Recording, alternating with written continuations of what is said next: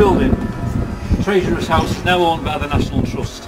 It's become the most famous ghost story in England. Now we go back to 1953. They've got money to spend, the Trust. They've got places decorated, they want to landscaping. The most disruptive work is the heating system. The work involves re-gutting it all, sorting it all out. The building's very cold and damp. So what they did, they put that work to contract, and a firm called Shootschmiths came in with the best price. They're still in existence, the Shootschmiths as well, by the way, so they still work in York. But they gave the best price, they measured it all up. They decided eventually that the cellar, 18 feet below the building, that was the ideal place to put the boilers. To prepare for the work, they dug 2 large holes in the cellar floor. They were about so deep. At the end of the job, we're going to fill them with concrete, make a nice firm base to stand the boilers on. A few days later, a man called Harry Martindale, only 19, still an apprentice, was sent for, and his job in various rooms was knocking holes through walls to run the pipework through, connecting radiators to boilers. About a week went by. He was now working in the cellar.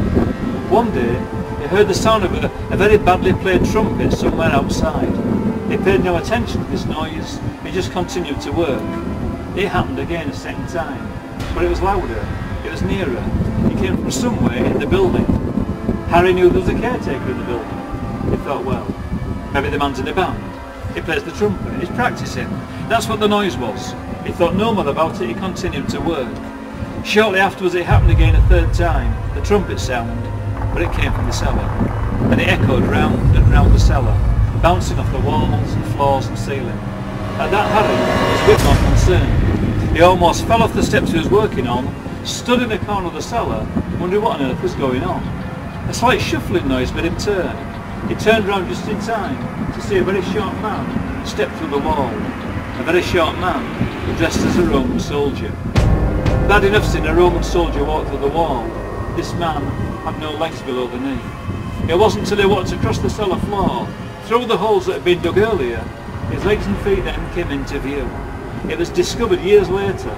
The cellar floor in Treasurer's House has been built up over the years, using bricks and cobbles and paving flags, bringing it to its present day level. When they dug the holes for the concrete to go in, without realising, they dug down far enough to expose the original level of the old Roman road. That's what these men were marching along.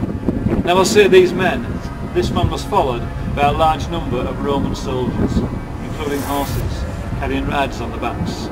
Harry Martindale was petrified. He didn't know what was going on. He had a great deal of time to study these men, the uniforms, the war, the moods they're in. He waited patiently until the last soldiers exited through the opposite wall of the cellar. He checked there was no more coming through, packed all his tools away, and he went home early. He told his family, and later on his very close friends, what he'd seen.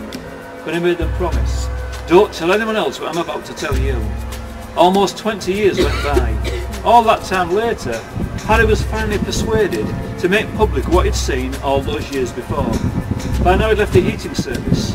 He thought that job was getting a bit too dangerous, and he joined the police force. He's been retired now for a number of years. He's still alive as well, still living in York. He's become a great celebrity, appearing in the local papers, magazines, television. He was interviewed by journalists, historians, archaeologists. They all wanted to know the same thing. What had he seen? He said all these soldiers had small round wooden shields. There was no fancy armour, just like dirty leather straps on their upper bodies. They wore short skirts like a sacking material, very coarsely woven, and it was green in colour. There was horses with riders on the backs. He said all the men, all the horses, they looked the same, tired and dirty. Harry was told how the 9th were a peculiar legion. They were one of the few legions known that carried small round wooden shields.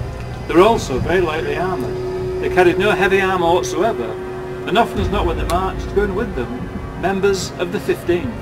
Turns out parts of the 15th were cavalry. That explained the horses. He was also told the uniform of the 9th was dyed with a green vegetable-based dye. Everything he came to see was borne out by what was known about the Roman stay in York. The mystery is what became of the 9th.